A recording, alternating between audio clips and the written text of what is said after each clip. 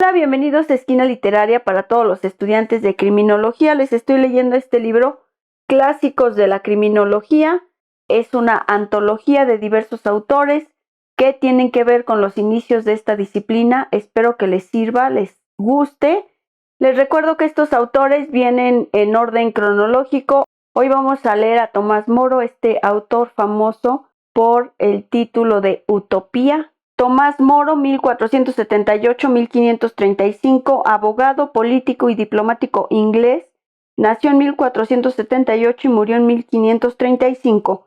Estudió en Oxford, consideró la posibilidad de ser sacerdote, pero al no tener vocación optó por la vida seglar, casándose con Jane Colt, con quien tuvo 4 hijos. Ocupó varios puestos en el gobierno inglés: secretario del rey, maestro de la corte, vicetesoro, miembro de la Cámara de los Comunes, canciller.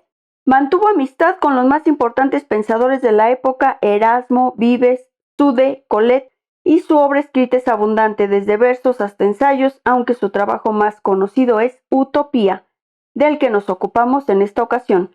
Católico practicante, se opuso a Enrique VIII, primero al negarse como Lord Canciller a elevar los impuestos, después al divorcio del rey, que deseaba casarse con Ana Bolena, y por último a sus pretensiones de figurar como la cabeza de la Iglesia de Inglaterra. Fue acusado de traición, juzgado y ejecutado en la Torre de Londres, decapitado. Su cabeza fue exhibida en el Puente de Londres. Considerado por la Iglesia Católica como santo, fue canonizado en 1935.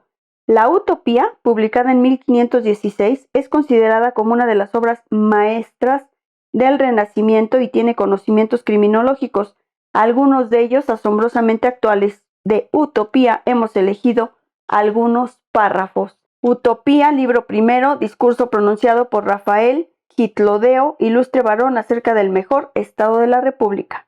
Tomás Moro conversa con Rafael Gitlodeo, viajero infatigable, y le pregunta si ha estado alguna vez en Inglaterra. Reproduzcamos parte del diálogo. Dime, por favor, le pregunté, ¿has estado alguna vez en nuestro país? He estado, efectivamente, viví en él algunos meses, no mucho después del desastre en que la guerra civil de los ingleses occidentales contra su rey terminó con la deplorable ruina de los sublevados. Mucho debí entonces al reverendísimo padre Juan Morton, cardenal arzobispo de Canterbury, a la sazón también canciller de Inglaterra, varón, amigo Pedro, pues a Moro nada nuevo voy a contarle. Venerable tanto por su autoridad cuanto por su ciencia y su virtud, era de mediana estatura y erguido a pesar de su edad avanzada. Su rostro inspiraba respeto, no temor. Su trato era agradable, pero serio y grave. Gustábale a veces poner a prueba a los solicitantes, tratándolos con aspereza pero sin ofenderlos, para juzgar de su inteligencia y presencia de ánimo, la cual le deleitaba siempre que no fuere descarada, y cuando encontraba en ellos cualidades semejantes a las suyas, utilizábalos en los negocios públicos. Su palabra era pulida y persuasiva, grande su conocimiento del derecho, su inteligencia incomparable y su memoria sobresaliente hasta el prodigio. Estas cualidades, excelentes por naturaleza, las había desarrollado con el estudio y la experiencia. Fiaba mucho el rey de sus consejos, y el Estado parecía, cuando yo estaba allí, apoyarse en ellos sobremanera, puesto que, trasladado casi desde su primera juventud de la escuela a la corte, mezclado durante toda su vida a los asuntos más trascendentales y expuesto constantemente a las diversas vicisitudes de la fortuna, había adquirido una profunda experiencia que, así pretendida, no se olvida fácilmente, a costa de muchas y grandes pruebas.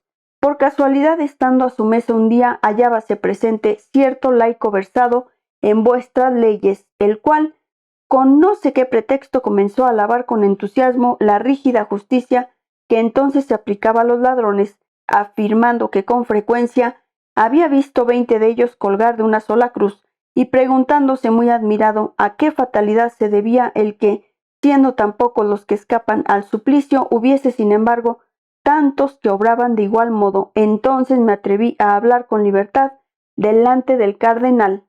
No te extrañes, le dije, esa pena excesivamente severa y ajena a las costumbres públicas es demasiado cruel para castigar los robos, pero no suficiente para reprimirlos, pues ni un simple hurto es tan gran crimen que deba pagarse con la vida, ni existe castigo bastante eficaz para apartar del latrocinio a los que no tienen otro medio de procurarse el sustento.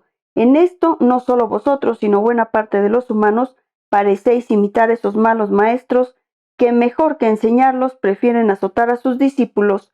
Decrétanse contra el que roba graves y horrendos suplicios, cuando sería mucho mejor proporcionar a cada cual medios de vida y que nadie se viese en la cruel necesidad primero de robar y luego en consecuencia de perecer.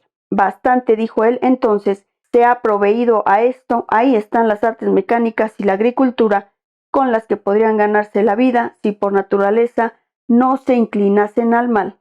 Con ese argumento no evadirás la cuestión, repuse. Dejemos a un lado a los que regresan mutilados al hogar de las guerras extranjeras o civiles, como ha ocurrido hace poco en vuestro país después de la Cornualles y no hace mucho a raíz de la de Francia. Gentes que dieron sus miembros por el Estado o por el rey y a quienes la mutilación no les permite practicar sus antiguos oficios ni la edad a aprender otros nuevos. Prescindamos de esto, repito, a que las guerras solo se presentan a intervalos y examinemos otras circunstancias que de continuo acontecen. Grande es el número de los nobles que, ociosos como zánganos, no solo viven del trabajo de los demás, sino que los esquilman como a los colonos de sus fincas y los desuellan hasta la carne viva para aumentar sus rentas. Esta es la única economía que conocen esos hombres, que derrochadores por otra parte hasta la ruina, viven rodeados de una inmensa caterva de haraganes que jamás aprendieron medio alguno de ganarse el sustento y que así que se les muere el amo o se enferman, vense corridos, pues los señores prefieren alimentar a los vagos que a los enfermos. Otras muchas veces el heredero del que muere no tiene bastante para sostener a la servidumbre paterna. Toda esa gente padecería hambre sin duda si no se dedicase de inmediato al robo. ¿Y qué otra cosa podría hacer? En su errar vagabundo fueron arruinando poco a poco sus ropas y su salud, y luego, escuálidos por la enfermedad y cubiertos de harapos, ni los nobles se dignan recibirlos, ni se atreven a hacerlo los campesinos, pues no ignoran que los que han sido educados muellemente en el ocio y los placeres, y acostumbrados a ceñir la espada y empuñar la adarga, desprecian a todo el mundo con gesto altanero y carecen en absoluto de aptitud para manejar el azadón y el pico, y servir fielmente a un pobre por módico salario y escaso alimento. Antes que a ninguna otra cosa, contestó él, deberemos proteger a esa clase de hombres, pues en ellos, como en seres de espíritu más elevado y animoso que el de los artesanos o agricultores, residen la fuerza y el vigor del ejército si llegase a estallar alguna guerra. Evidentemente, repuse, eso valdría tanto como decir que a causa de la guerra habría que proteger a los ladrones, los cuales nunca faltarán indudablemente mientras existan esas gentes. Los ladrones en efecto no son malos soldados, ni los soldados los peores ladrones. También se compaginan uno y otro oficio. Este mal, empero, frecuente entre vosotros no os es exclusivo, sino antes bien común a casi todas las naciones. Francia padece una plaga todavía peor.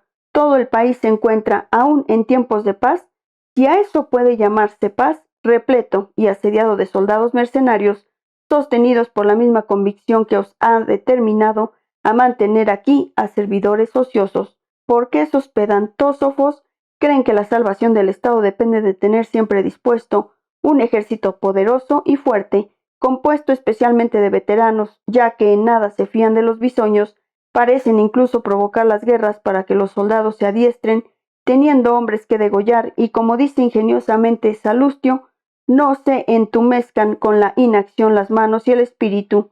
Pero cuán permiso resulta alimentar bestias de esta índole, lo han aprendido Francia con su propia desgracia, y lo proclama el ejemplo de romanos, cartagineses, sirios y otras muchas naciones, cuyo poderío, aquí como sus campos y ciudades, arruinaron en más de una ocasión esos mismos ejércitos permanentes. Prueba clarísima de que para nada son necesarios la tenemos en que estos soldados franceses, tan adiestrados en las armas desde jóvenes, no siempre pueden envanecerse de haber vencido a vuestros veteranos al enfrentarse con ellos, y yo diré más sobre esto. No parezca a los presentes que los aludo. Es difícil creer que los obreros de la ciudad o los rudos y agrestes campesinos, a no ser los de cuerpo débil e incapaces de toda astucia o aquellos cuya firmeza de espíritu ha sido quebrantada por la miseria, teman a los ociosos compañeros de los nobles, cuyos cuerpos fuertes y robustos, ya que los señores no se dignan corromper sino a los escogidos,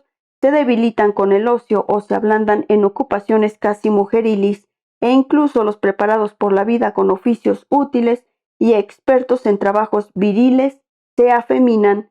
En verdad, de cualquier manera que se considere la cuestión, no me parece que favorezca en absoluto al Estado mantener para una posibilidad de guerra que nunca se presentará si no se la desea. Esta inmensa turbamulta, perturbadora de la paz y motivo de preocupación mucho mayor que la misma guerra, no es esta, sin embargo, la única causa de los robos. Existe otra, es mi opinión, más peculiarmente vuestra.